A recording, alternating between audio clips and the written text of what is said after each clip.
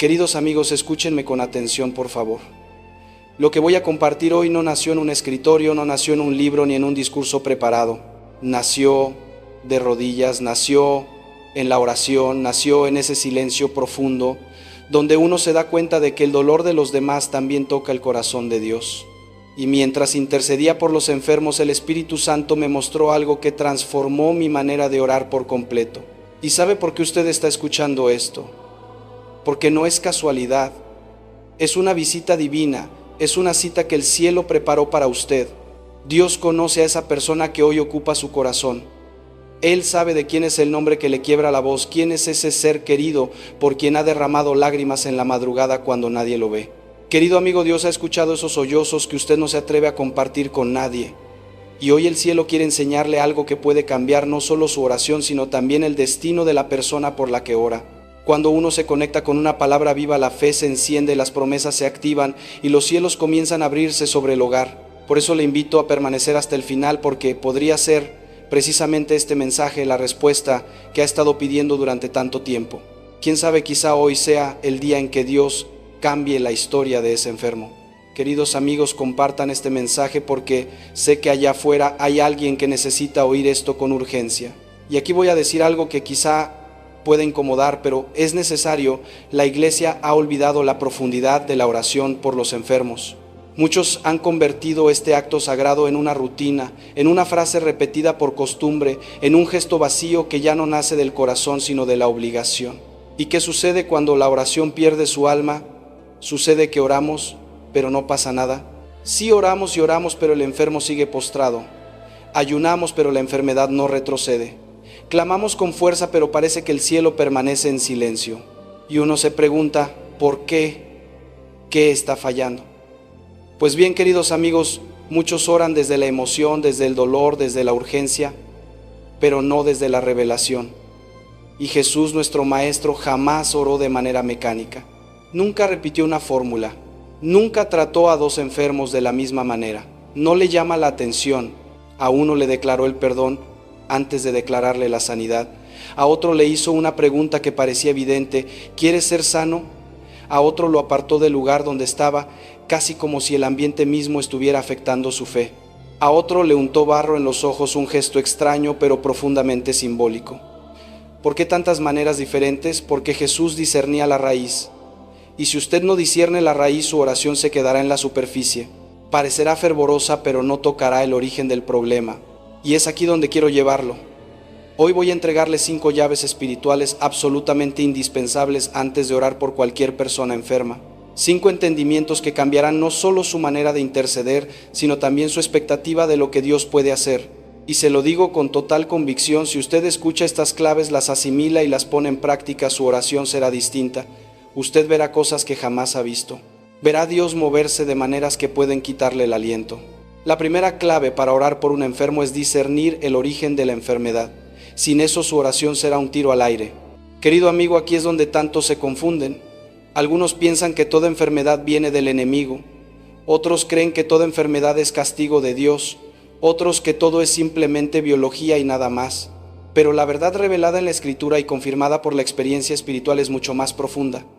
Sí existen enfermedades que provienen de la opresión del mal, es real. Hay ocasiones en que el enemigo toca un cuerpo para destruir un alma. Sin embargo, no todas las enfermedades nacen allí. También hay dolencias que Dios permite con un propósito mayor, como un escultor que utiliza el dolor para dar forma al alma. Y hay otras que nacen sencillamente de nuestras elecciones, de nuestros descuidos, de una vida vivida sin orden ni obediencia. Piénselo un momento, ¿qué ocurre si usted se pone a reprender al enemigo por una enfermedad que Dios permitió para corregir, para detenerle, para redirigirla hacia la vida eterna?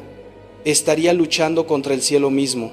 ¿Y quién puede ganar esa batalla? Hebreos 12, versículo 6 lo dice con una claridad que incomoda, porque el Señor al que ama disciplina y azota a todo el que recibe por hijo. ¿Has escuchado eso? El que ama, es decir, la disciplina no es rechazo, es amor en su forma más seria y más misericordiosa. Queridos amigos, hay momentos en que Dios permite que alguien sea detenido en una cama porque de seguir de pie seguiría corriendo directo al abismo. A veces el dolor es la voz de Dios gritando más fuerte que nuestras distracciones. Detente, vuelve a mí, no sigas así. Yo conozco personas que enfermaron porque vivían en adulterio, en corrupción, en mentiras que los estaban consumiendo por dentro. Y Dios en su profundo amor permitió la enfermedad no para destruirlo, sino para rescatar su alma antes de que fuera demasiado tarde. Entonces, querido amigo, permítame hacerle una pregunta que puede sacudir por dentro. ¿Prefiere estar completamente sano en el cuerpo y perder su alma? Yo no. Yo prefiero 1000 veces que Dios me quiebre, me doble, me detenga, si eso significa que un día llegaré al cielo abrazado de su misericordia. Pablo, ese gigante de la fe, vivió con un aguijón en la carne. Oró 3 veces para que Dios se lo quitara, y la respuesta divina fue tan desconcertante como gloriosa. Bástate mi gracia, porque mi poder se perfecciona en la debilidad. Lo escucha. No toda herida viene del enemigo, no toda fragilidad es maldición. A veces Dios permite un aguijón para mantenernos humildes, despiertos, dependientes, conscientes de que sin Él nos perderíamos. Por eso, queridos amigos, antes de poner su mano sobre un enfermo, antes de clamar, antes de reprender, antes de declarar palabras que suenan espirituales pero carecen de dirección, haga algo esencial, pregúntele al Espíritu Santo. Hágale esta pregunta sencilla pero fundamental: Señor, ¿de dónde viene esta enfermedad? ¿Es ataque del enemigo? ¿Es disciplina? ¿Es prueba? ¿Es formación? Porque cuando usted conozca la raíz, cuando el Espíritu le revele el origen, entonces sabrá exactamente cómo orar. Su oración tendrá filo, tendrá dirección, tendrá autoridad. No será un grito al aire, será una flecha certera. Querido amigo, este es el comienzo de una comprensión más profunda. Si está listo, continuaremos con la segunda clave espiritual. Desea que avancemos. La segunda cosa que debe saber antes de orar por un enfermo es esta: usted debe discernir si hay pecado sin confesar. Sí, querido amigo, sé que esto suena fuerte, sé que puede incomodar, pero también sé que es la verdad que muchas veces evita que la sanidad llegue.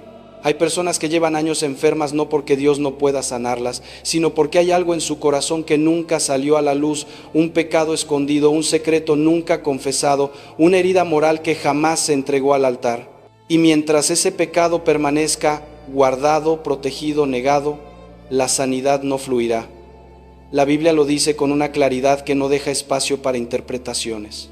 En la primera carta a los Corintios capítulo 11 versículo 30, San Pablo afirma que muchos estaban enfermos y debilitados e incluso algunos habían muerto.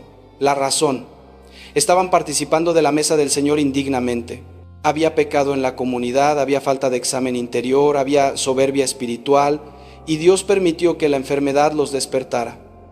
¿No le impacta esto? ¿No le parece que Dios toma muy en serio la limpieza del corazón? Santiago capítulo 5 versículo 16 va aún más lejos al decir: confesaos vuestras ofensas unos a otros y orad unos por otros para que seáis sanados. Ve la secuencia: primero confesión, después sanidad, no al revés.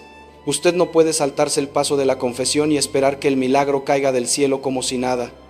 Dios no va a sanar aquello que usted se niega a entregar, no va a limpiar lo que usted aún quiere ocultar, no va a restaurar un corazón que insiste en seguir rompiéndose. Yo he visto esto una y otra vez. Recuerdo personas que se me acercaban con desesperación: pastor, ore por mí, estoy enfermo. Y en ese instante el Espíritu Santo me detenía y me decía: no ores todavía, dile que abra su corazón, dile que primero confiese. Y cuando con amor pero también con firmeza transmitía ese mensaje, algo poderoso sucedía. Esa persona comenzaba a quebrarse, a llorar, a soltar lo que había cargado por años: adulterio escondido, robo, mentiras, amargura, resentimientos nunca enfrentados. Y después de confesar, después de exponerlo a la luz, entonces sí orábamos y Dios enviaba la sanidad, pero jamás antes. Dios esperó el acto de humildad. ¿Por qué? Porque Dios no va a usar un milagro para fortalecer la rebeldía. Lo ama demasiado para permitirle seguir destruyéndose desde dentro. Querido amigo, si hay pecado, primero hay que limpiarlo. Primero hay que llevarlo a la cruz, entregarlo sin condiciones, romper con él de una vez por todas. Y cuando el corazón se rinde, la sanidad fluye con libertad como un río que al fin encuentra su cauce. Por eso, si usted va a orar por alguien enfermo, hágalo con ternura, sí, pero también con autoridad espiritual. Pregúntele, hermano, hermana: ¿hay algo que no has confesado? ¿Hay algo que estás escondiendo de Dios? Y si esa persona es honesta, si se humilla, si se rinde, entonces usted puede orar con poder, porque Dios ya abrió la puerta del milagro. Y querido amigo, si lo que usted está viviendo ahora no es castigo sino preparación, no piense que Dios lo ha abandonado. Él lo está entrenando, fortaleciendo, afinando para lo que viene. No se vaya todavía. Permanezca aquí. Lo que viene podría romper cadenas que lleva años arrastrando. Y si aún no lo ha hecho, Suscríbase no por rutina, sino porque cuando usted se une a una palabra encendida, el fuego del cielo empieza a moverse en su vida de maneras que no puede imaginar. Aquí no terminó todo, lo mejor está por revelarse. La tercera clave, querido amigo, es esta: usted debe entender el tiempo de Dios. Y sí lo sé, esta frase pesa, incomoda, incluso hiere. Porque cuando uno ama a un enfermo, cuando uno ve sufrir a alguien que aprecia, lo único que quiere es que Dios actúe ya en este instante sin demoras. Pero Dios no se rinde ante nuestra ansiedad. Él obra desde su sabiduría eterna, no desde nuestra prisa humana. Déjeme preguntarle algo. ¿Cuántas veces usted ha sentido que ora y ora, pero las cosas no avanzan? ¿Cuántas veces ha pensado que el cielo está tardando demasiado? ¿Cuántas veces ha dudado si Dios lo escucha? No se culpe. Esto le ocurrió incluso a los amigos más cercanos de Jesús. Cuando Lázaro enfermó gravemente, Marta y María enviaron un mensaje urgente: Señor, aquel a quien tú amas está enfermo. Esa frase llevaba dolor, súplica y esperanza. Uno imaginaría que Jesús saldría corriendo inmediatamente. Pero ¿qué hizo? Se quedó 2 días más en el mismo lugar. No se apresuró, no cambió su ritmo, no evitó que Lázaro muriera. ¿Por qué? Porque Dios tenía un plan mayor que la simple recuperación de un enfermo. Queridos amigos, si Jesús hubiera ido enseguida, Lázaro habría sanado, sí, pero la historia habría terminado allí. En cambio, al retrasarse, permitió que la muerte tocara la puerta y luego permitió que la vida, su vida, lo devolviera todo a la gloria.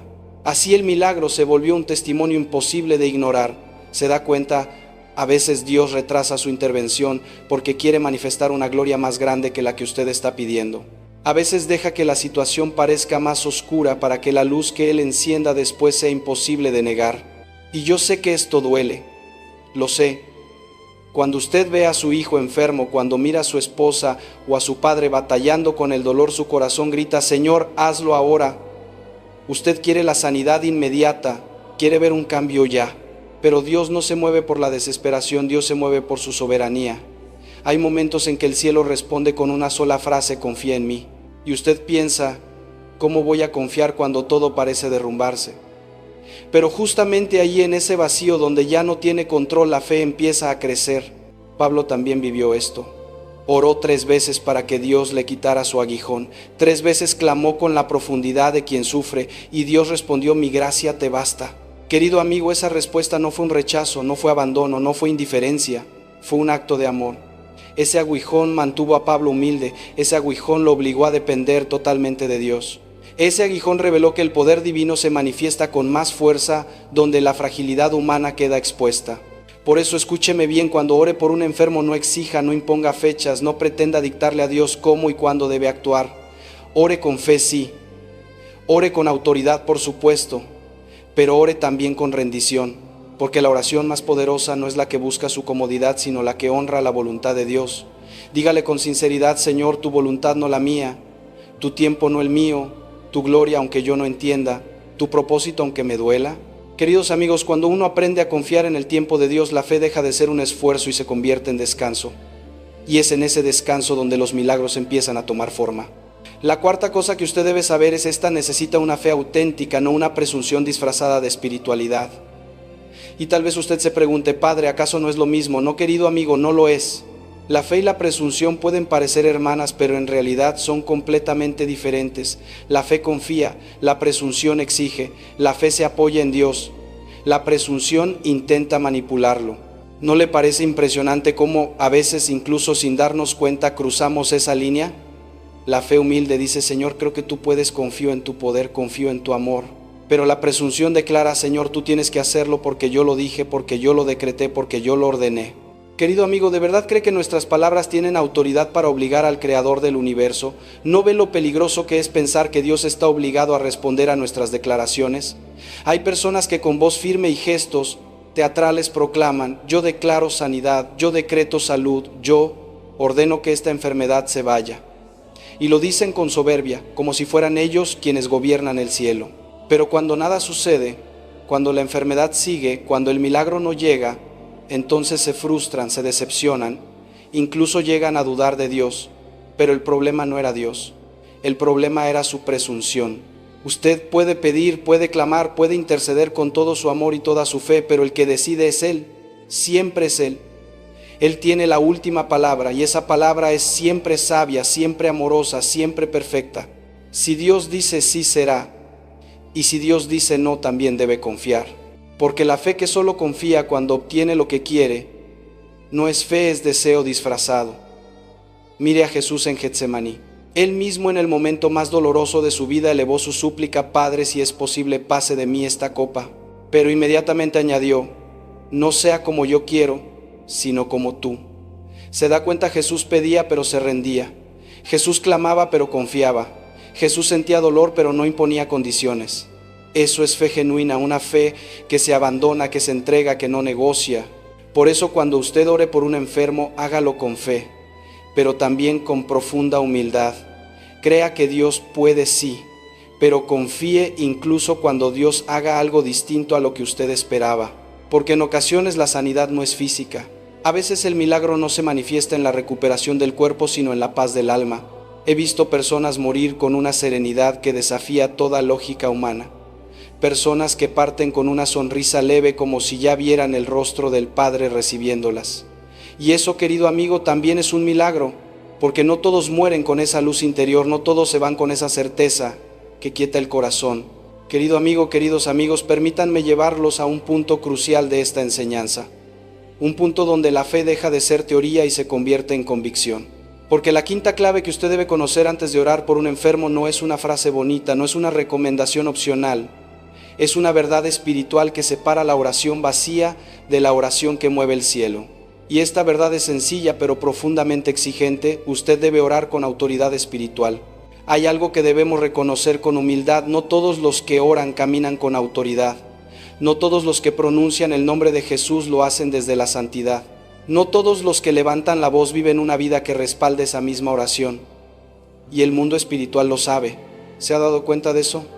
Hay una inmensa diferencia entre quien vive en comunión con Dios y quien solo practica una religión superficial, entre quien busca la santidad y quien coquetea con el pecado, entre quien ora con un corazón rendido y quien intenta manipular lo sagrado como si fuera una fórmula. Recuerde lo que narra el libro de los Hechos, capítulo 19. Había unos exorcistas judíos que intentaron expulsar demonios utilizando el nombre de Jesús que Pablo predicaba. Repitieron unas palabras, usaron el nombre correcto, pero no tenían la vida correcta. ¿Y qué sucedió? El espíritu maligno respondió de forma escalofriante: a Jesús conozco, sé quién es Pablo, pero ustedes quiénes son. En otras palabras, ustedes no tienen autoridad. Y aquel demonio los atacó, los hirió y los dejó humillados. ¿Por qué?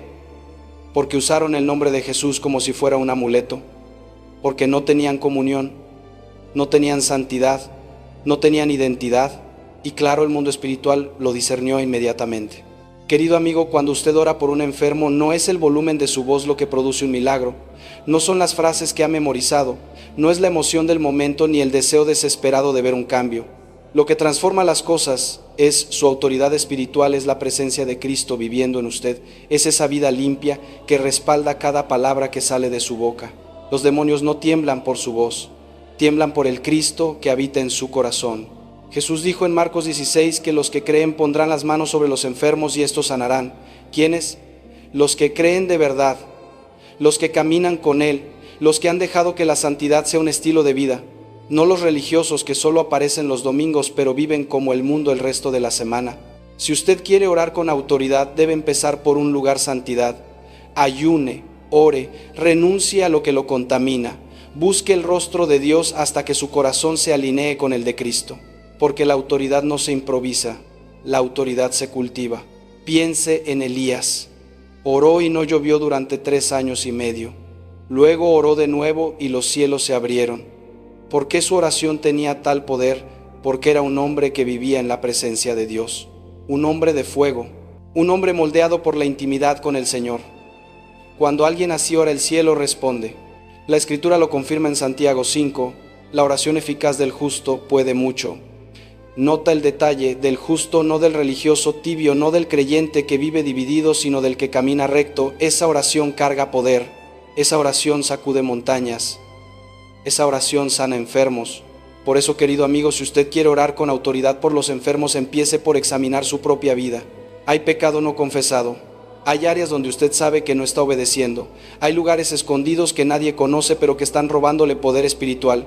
Si los hay, límpiese, arrepiéntase, póngase en orden, porque cuando el corazón está limpio, Dios respalda la oración. Y ahora permítame llevarlo más profundo porque el Espíritu Santo insiste en recordarle algo. A veces la sanidad no llega hasta que usted sane primero. Escúcheme bien. Hay ocasiones en que Dios no responde a su oración por un enfermo porque su propio corazón sigue herido, porque la amargura todavía lo enferma, porque el rencor todavía le aprieta el alma, porque hay un perdón que no ha concedido. Jesús lo dijo claramente en Marcos 11, cuando oren perdonen, si tienen algo contra alguien para que también su Padre los perdone a ustedes. Ve la conexión. Si no perdona su oración, pierde fuerza. Si no perdona su oración, no sube. Si no perdona a Dios, no se mueve. Usted escucha estas palabras y quizás siente que Dios le está hablando directamente, y sí, así es. Porque antes de sanar a la persona por la que usted ora, el Señor quiere tocar aquello que usted lleva dentro. Él quiere purificarle, quiere renovarle, quiere liberar ese espacio del alma donde se han acumulado heridas, resentimientos, cansancio, temores y frustraciones. Querido amigo, Dios no derrama agua limpia en un vaso sucio. Dios no utiliza un corazón lleno de amargura para traer sanidad. Dios no va a obrar un milagro grande a través de unas manos que todavía necesitan ser restauradas. Por eso antes de usarle, primero lo toca a usted. Antes de enviarle, primero lo cura. Antes de permitirle ver la sanidad del otro, primero sana su propia alma. ¿Lo ha pensado alguna vez? Y aquí viene una pregunta que quizá lo confronta si usted ora y ora por alguien enfermo pero no ve resultado. ¿Ha preguntado qué está pasando en su propio corazón? ¿A quién necesita perdonar? ¿Qué situación no ha entregado por completo? ¿Qué herida todavía sangra dentro de usted? Puede ser que Dios esté esperando su sanidad interior para que pueda interceder con un corazón libre, limpio y disponible. Queridos amigos, presten atención porque lo que voy a decir ahora es profundamente espiritual. Hay enfermedades, hay opresiones, hay cargas que solo se rompen con ayuno y oración. Jesús lo enseñó de manera clara y directa. Los discípulos intentaron expulsar un demonio y no pudieron. Hicieron todo lo que sabían, pero no fue suficiente. Cuando Jesús lo echó fuera, ellos preguntaron, ¿por qué nosotros no pudimos hacerlo? Y la respuesta del maestro fue contundente. Este género no sale sino con oración y ayuno. Es decir, hay batallas que no se ganan gritando, sino rindiéndose. Hay fortalezas que no caen con discursos, sino con consagración. Hay demonios que no se mueven por declaraciones emocionales, sino por una vida entregada, disciplinada, sumergida en la presencia de Dios. El ayuno rompe cadenas, abre los cielos, aclara la visión espiritual y hace que el alma escuche lo que antes no podía oír. Cuando usted ayuna, querido amigo, le dice a su carne, tú no mandas, manda el Espíritu. Le dice a su ego, no se trata de mi voluntad, sino de la de Dios. Y cuando combina ayuno y oración por un enfermo, algo se sacude en lo invisible. Algo se rompe, algo se suelta, algo se libera. Porque no es solo su voz lo que sube al cielo, es su sacrificio, es su entrega, es su dependencia total. Y Dios honra eso. Por eso, si usted ha orado y orado sin ver resultados, inténtelo de nuevo, pero desde otro lugar. Separe un día, separe 3, separe una semana, entre en un tiempo de búsqueda profunda, niegue la carne, desconéctese del ruido y busque a Dios con intención. Verá cosas que nunca antes ha visto, verá a Dios moverse con una fuerza y una ternura que dejarán su corazón temblando. Pero querido amigo, hay algo más que usted necesita comprender. No toda sanidad es instantánea. La iglesia moderna se ha acostumbrado a lo inmediato, a lo rápido, a lo que sucede ya. Y cuando oramos y no sucede nada en el momento, muchos concluyen que Dios no respondió. Pero eso no es bíblico. Hay sanidades que toman tiempo, que se desarrollan paso a paso, que requieren obediencia, paciencia y perseverancia. En Lucas 17, los 10 leprosos fueron sanados mientras iban. No cuando Jesús habló, no cuando levantaron la voz, sino en el camino, en movimiento, en obediencia. Y en Marcos 8 Jesús oró por un ciego y el milagro no fue completo en el primer intento. El hombre vio a las personas como árboles, una visión borrosa, incompleta. ¿Qué hizo Jesús? Volvió a poner sus manos sobre él y entonces la vista fue restaurada totalmente. ¿Acaso Jesús no tenía poder suficiente? Claro que sí, pero quería enseñarnos que hay procesos que requieren continuidad. Por eso, querido amigo, no se rinda, no abandone. No se desanime si ora y no ve resultados inmediatos. Siga orando, Siga creyendo, siga declarando vida sobre el enfermo. Aunque no lo vea, aunque no lo sienta, algo se está moviendo en el mundo espiritual. Y cuando llegue el tiempo perfecto de Dios, no el suyo, no el mío, el de Él, ese milagro se manifestará. Porque a veces el silencio de Dios no es rechazo, sino preparación. Y lo que usted llama demora, Dios lo llama alineación perfecta. Confíe en eso, confíe en Él, confíe en su tiempo. Porque el Dios que empezó la obra, también la terminará. Querido amigo, siga orando. Dios está obrando. Y antes de continuar, déjenme decirles algo con absoluta honestidad. Si esta palabra está despertando algo en su interior, si siente que algo se está moviendo en su espíritu, no lo ignore. Suscríbase, sí, pero no como un gesto automático, sino como un acto de fe. Porque cada vez que usted se conecta con una palabra que viene de Dios, algo se abre en el cielo a su favor. Algo se acomoda, algo se activa, algo empieza a cambiar. Y ahora, querido amigo, permítame llevarlo a un terreno que muchos no entienden, un terreno donde la sanidad no siempre comienza en el cuerpo. Escúcheme bien, hay personas orando desesperadamente por la salud física, cuando en realidad Dios está tratando con el alma. Personas que suplican que desaparezca el dolor del cuerpo, cuando el dolor más profundo es el emocional. Personas que piden un milagro en su carne, cuando Dios quiere primero hacer un milagro en su corazón. ¿No le parece sorprendente? Jesús vio a un paralítico postrado en una camilla, discapacitado físicamente, limitado en movimiento, y aún así lo primero que hizo no fue levantarlo. Lo primero que declaró fue: tus pecados te son perdonados. ¿Por qué? Porque Jesús discernió que la verdadera parálisis estaba adentro. No era únicamente un músculo inmóvil, era un corazón cargado de culpa, un espíritu aplastado por el peso del pecado. Y aquí está la enseñanza profunda, queridos amigos. Jesús primero sanó el alma y después sanó el cuerpo. Ese es el orden del cielo. Porque de nada sirve que sus piernas funcionen si su corazón sigue roto. De nada sirve que desaparezca la enfermedad si permanece la herida espiritual. De nada sirve recuperar el movimiento si el alma continúa detenida, atrapada en temores, en culpas, en vacíos. Por eso, cuando usted ore por un enfermo, querido amigo, no se limite a pedir la sanidad física. Pida una sanidad total. Pida que Dios toque el corazón, que repare las emociones, que ilumine la mente, que restaure el espíritu, porque la verdadera sanidad viene desde adentro hacia afuera, nunca al revés. A veces la enfermedad, sí, así como lo oye, es la puerta que Dios usa para que una persona vuelva a Él. Hay quienes nunca se detienen, quienes viven toda su vida corriendo detrás de lo material, detrás del pecado, detrás del ruido, y solo cuando llega una enfermedad se detienen, solo cuando llega un diagnóstico difícil, comienzan a mirar hacia arriba. Solo cuando el cuerpo se quiebra, el alma finalmente clama a Dios: si existes, ayúdame. ¿Cuántos testimonios hemos escuchado así? Personas que vivieron décadas lejos de Dios, sumergidas en oscuridad, y de pronto una enfermedad los llevó de rodillas. Esa enfermedad los llevó al altar, esa enfermedad los llevó a encontrar al Salvador. Y aquí quiero que entienda algo esencial: Dios no siempre sana el cuerpo primero, pero siempre está dispuesto a sanar el alma.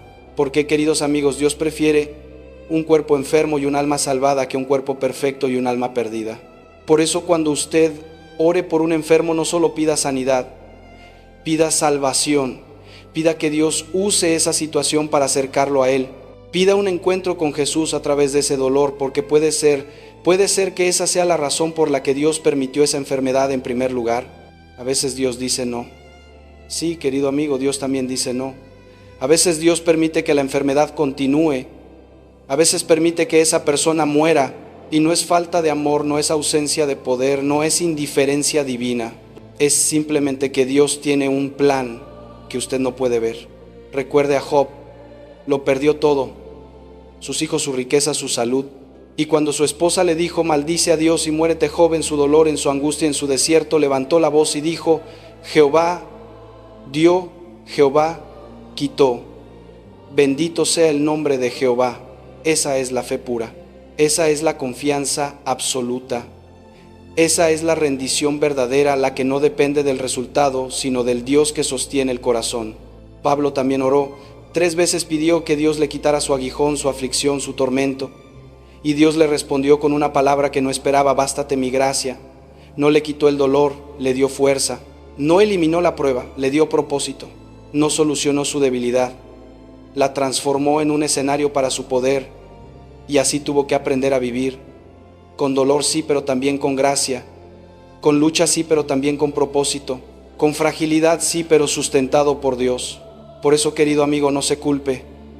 Si esa persona que usted ama muere de esa enfermedad, no piense que oró mal, no imagine que le faltó fe, no crea que Dios no escuchó.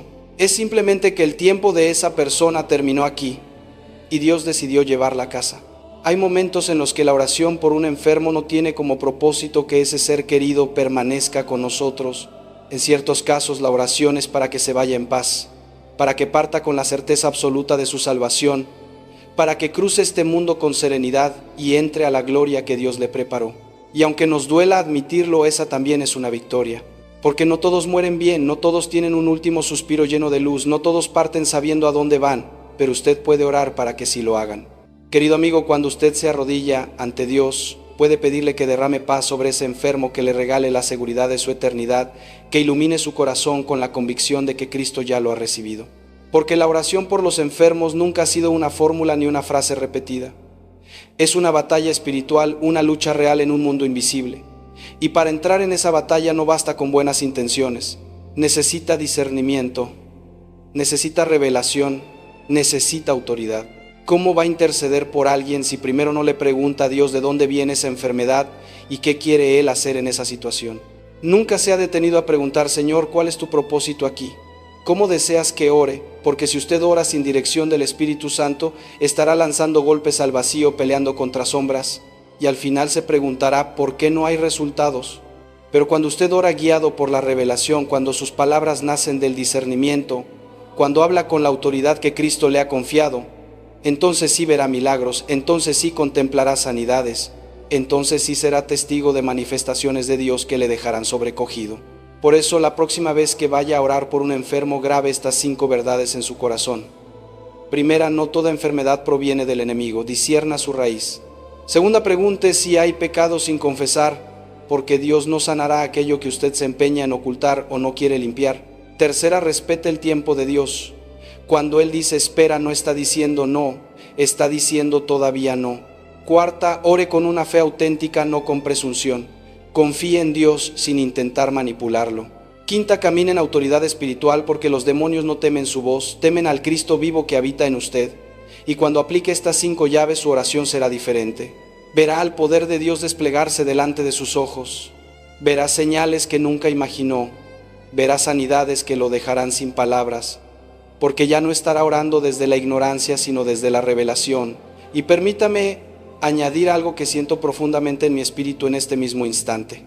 Dios me está mostrando que hay alguien aquí que lleva tiempo orando por un familiar enfermo. Usted ha llorado, ha clamado, ha ayunado y ha llegado a pensar que Dios no lo escucha. Pero Él me dice que le diga: sí te escuché, estoy obrando. Lo que estás viviendo es la antesala del milagro. No se rinda ahora, no abandone la oración ahora. Lo que viene será mayor que lo que ha perdido.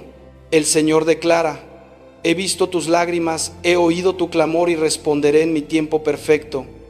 Pero primero necesito que confíes, necesito que descanses en mí, necesito que entiendas que mis caminos son más altos que tus caminos y mis pensamientos más altos que tus pensamientos.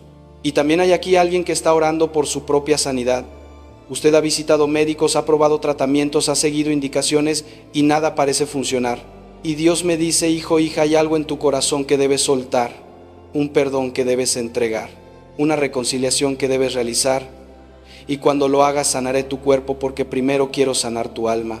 Querido amigo, escúcheme bien, no renuncie a la fe, no abandone la oración. Aunque no vea nada, aunque no sienta nada, en el mundo espiritual algo se está moviendo, algo se está rompiendo, algo se está liberando. Y cuando llegue el tiempo perfecto de Dios, verá la manifestación, verá lo que Él había prometido desde el principio. Y al final, queridos amigos, no se trata de cuántos años caminamos por este mundo, se trata de la eternidad, se trata de dónde pasaremos para siempre nuestra existencia. Por eso, si su intercesión ayudó a que esa persona se reconciliara con Dios antes de partir, entonces su oración fue contestada. Entonces cada lágrima derramada tuvo sentido. Entonces cada madrugada de clamor valió la pena. Cada ayuno fue una semilla plantada en la eternidad. Dios ha visto su lucha. Dios ha sentido su dolor. Él sabe cuánto ha sufrido en silencio. Y hoy le dice con una ternura indescriptible: no estás solo, yo estoy contigo. Lo que está viviendo no es el final, es el proceso antes del propósito, es el fuego que purifica antes de la gloria, es el dolor intenso antes del nacimiento de algo nuevo. Porque sí, querido amigo, a través de esto Dios quiere hacer nacer una fe más profunda, una confianza más firme, una intimidad más verdadera. Hay una autoridad espiritual que Dios está formando en usted, y a veces el único camino hacia esa madurez es precisamente el valle, el fuego, la prueba. Pero no tenga miedo, porque Dios camina con usted. Así como estuvo con los 3 jóvenes en el horno ardiente, así como estuvo con Daniel cuando los leones rugían, así como sostuvo a Job aun cuando su cuerpo estaba cubierto de llagas, así también está con usted ahora. Y lo que viene, créame, será mayor que lo que ha perdido. Lo que Dios está preparando supera lo que el dolor le arrebató. Por eso hoy le invito a levantar el rostro, séquese las lágrimas y vuelva a orar. Pero esta vez no ore solo con emoción, ore con revelación. Pregúntele a Dios qué está haciendo en ese proceso. Pregúntele de dónde viene la enfermedad. Pregúntele cómo quiere que usted interceda. Y después ore con poder, ore con discernimiento, ore con esa autoridad que el Espíritu Santo deposita en quienes confían. Y verá al Dios de los milagros moverse con fuerza. Verá al Dios que abrió el mar rojo intervenir.